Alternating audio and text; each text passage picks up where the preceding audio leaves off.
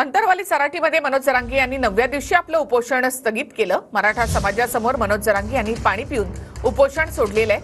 आरक्षण न दिल्यास बोंबलू नका, उमेदवार का पडले म्हणून, असं मनोज जरांगे पाटील यांनी म्हटलं।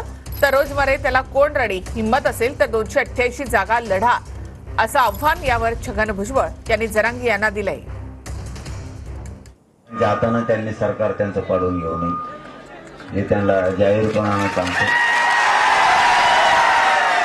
जर आरक्षण नाही दिलं, सगळ्या मागण्या जर मंजूर नाही केल्या तर माया नावानं बोंबलत बसायचं नाही, परत ओरडायचं पण नाही की 2024ला पाडापाडी कशामुळे झाली हे मला विचारायचं नाही।